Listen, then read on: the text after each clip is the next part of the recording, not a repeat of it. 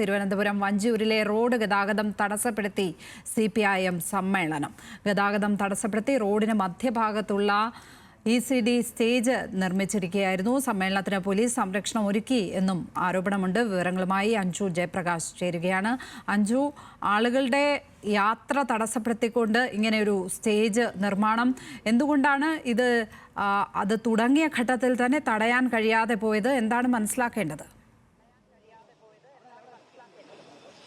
ലക്ഷ്മി, കഴിഞ്ഞ ദിവസമാണ് ഇത്തരത്തിൽ പാളയം ഏരിയ സമ്മേളനവുമായി ബന്ധപ്പെട്ട ഈ വഞ്ചിയൂർ ഭാഗത്ത് ഇത്തരത്തിലൊരു വേദി ഒരുക്കാൻ ആരംഭിച്ചിട്ടുണ്ടായിരുന്നത്.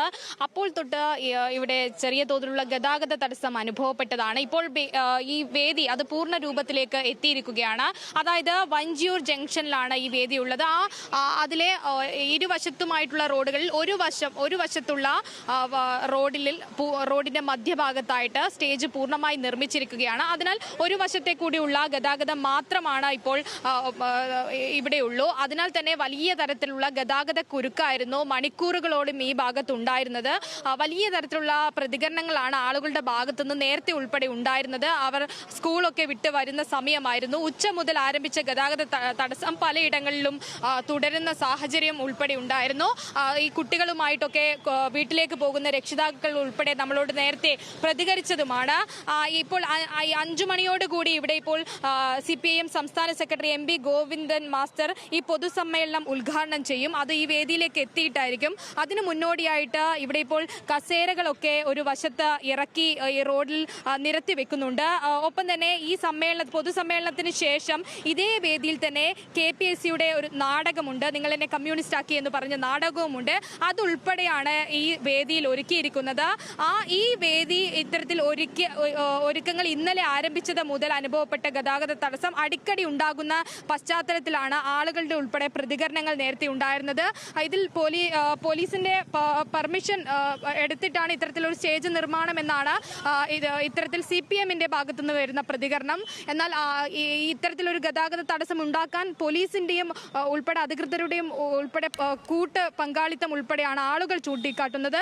മറ്റൊരു പ്രത്യേകത എന്ന് പറയുന്നത് ഈ കോടതി പരിസരത്ത്, അതായത് തിരുവനന്തപുരം ജില്ലാ കോടതിയുടെ മുന്നിലായിട്ടാണ് ഇത്തരത്തിലൊരു വേദി ഒരുക്കുന്നത്. സാധാരണ രീതിയിൽ ഇത്തരത്തിൽ പാർട്ടി പരിപാടികളൊക്കെ ഉണ്ടാകുമ്പോൾ ഗതാഗത തടസ്സം ഒഴിവാക്കിക്കൊണ്ട് ആളുകൾക്ക് സുഗമമായി പോകാനുള്ള സൗകര്യം ഒരുക്കിക്കൊണ്ടായിരിക്കണം ഇത്തരത്തിലുള്ള പരിപാടികൾ പലയിടങ്ങളിലും നടക്കുന്നത് നമ്മൾ കാണാറുള്ളത്.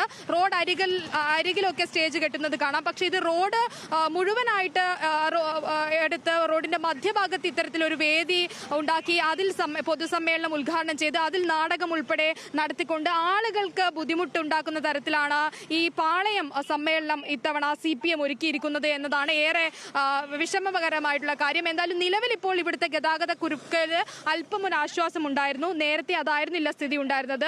ഉച്ച മുതൽ വലിയ തരത്തിലുള്ള ഗതാഗത തടസ്സങ്ങൾ അടിക്കടി ഉണ്ടായിരുന്നു. പോലീസ് ഉൾപ്പെടെ പലരും ഈ കോടതി പരിസരത്ത് ഇപ്പോൾ തുടരുന്നുണ്ട്. റോഡിന്റെ പല ഭാഗങ്ങളിലായിട്ട് പോലീസ് നിറയൊറപ്പിച്ചിട്ടുണ്ട്. ഗതാഗത തടസ്സം അനുഭവപ്പെട്ടു കഴിഞ്ഞാൽ അത് ഉടനടി മാറ്റാൻ വേണ്ടി പോലീസിന്റെ സംവിധാനം ഉൾപ്പെടെ ഉണ്ട്. എന്തായാലും നിലവിൽ ഇപ്പോൾ റോഡിൽ നിരത്താനായിട്ടുള്ള കസേരകൾ ഉൾപ്പെടെ ഇവിടെ ഇതിന്റെ കമ്മിറ്റിക്കാർ ഉൾപ്പെടെ കൊണ്ട് വെക്കുന്നത് ഉൾപ്പെടെ കാണാൻ പറ്റും. നിലവിൽ ഈ ഒരു വശത്തെ റോഡ് പൂർണ്ണമായും അടച്ചിരിക്കുകയാണ്. ഇതുവഴിയുള്ള ഗതാഗതം ഇതുവഴി ഒരു ഗതാഗതവും നിലവിൽ ഇപ്പോൾ പോകുന്നില്ല. ഒരു വാഹനവും കടത്തിവിടുന്ന സ്ഥിതി ഇപ്പോൾ നിലവിലില്ല. ലക്ഷ്മി, ആളുകളുടെ പ്രതികരണം ഉണ്ടാകുന്നുണ്ടോ അഞ്ജു അവിടെ നിന്നും?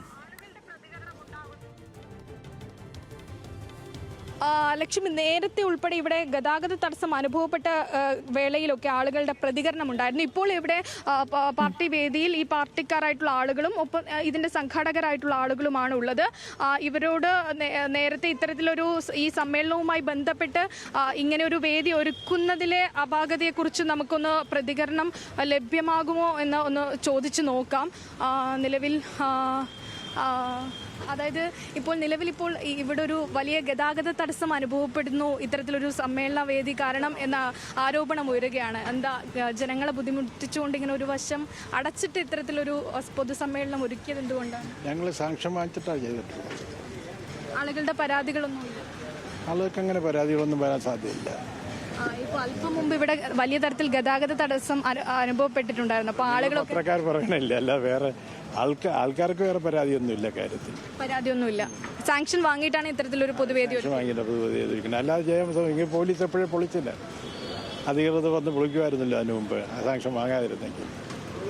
നിലവിൽ ഇപ്പോൾ ലക്ഷ്മി, നമ്മളിപ്പോൾ ഈ CPM നേതാക്കളോട് ഉൾപ്പെടെ ചോദിക്കുന്ന സമയത്ത് അവർ പറയുന്നത് നമ്മൾ നേരത്തെ സൂചിപ്പിച്ച അതേ കാര്യമാണ്. അതായത് പെർമിഷൻ വാങ്ങിയിട്ടാണ് ഇത്തരത്തിലൊരു വേദി ഒരുക്കിയിരിക്കുന്നത്, ആളുകൾക്ക് ബുദ്ധിമുട്ടൊന്നും ഇല്ല എന്നാണ് ഈ നേതാക്കന്മാരുടെ ഭാഗത്ത് നിന്ന് ലഭിക്കുന്ന പ്രതികരണം. പക്ഷേ അതായിരുന്നില്ല നമ്മൾ നേരത്തെ ആളുകളോട് ചോദിക്കുമ്പോൾ ഉണ്ടായിരുന്ന പ്രതികരണം. അവർക്ക് കൃത്യമായ ബുദ്ധിമുട്ട് അനുഭവപ്പെട്ടതായിട്ട് നമ്മളോട് വ്യക്തമാക്കുകയും ചെയ്ത സാഹചര്യമായിരുന്നു മുൻപ് ഉണ്ടായിരുന്നത്. നിലവിൽ ഇപ്പോൾ ഗതാഗത തടസ്സം നീക്കിയിരിക്കുകയാണ് ഈ ഭാഗത്തൊക്കെ. അത് ദൃശ്യങ്ങളിൽ നിന്നും കാണാൻ സാധിക്കും. ഇപ്പോൾ ഈ ഒരു വശത്തുള്ള റോഡിലേക്ക് ഒരു വാഹനത്തിൽ നിറയെ കസാരകളുണ്ട്. അത് ഇപ്പോൾ നിരത്തി വെക്കാനുള്ള പരിശ്രമത്തിലാണ് ഇവിടെ നിൽക്കുന്ന സംഘാടകർ ഉൾപ്പെടെയുള്ള ആളുകൾ. ശരി, ഗതാഗത തടസ്സം നീങ്ങിയിരിക്കുന്നു. പക്ഷേ വഴി തടസ്സപ്പെടുത്തിക്കൊണ്ട് സ്റ്റേജ് കെട്ടി എന്നുള്ളത് ഗുരുതരമായ വീഴ്ച തന്നെയാണ്.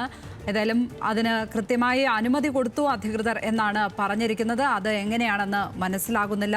പൊതുജനങ്ങളുടെ ഗതാഗതം തടസ്സപ്പെടുത്തിക്കൊണ്ടാണ് പാർട്ടി സമ്മേളനം നടത്തുന്നതിനായി സ്റ്റേജ് കെട്ടിയത്. വിശദാംശങ്ങൾ നൽകുകയായിരുന്നു അഞ്ജു ജയപ്രകാശ്.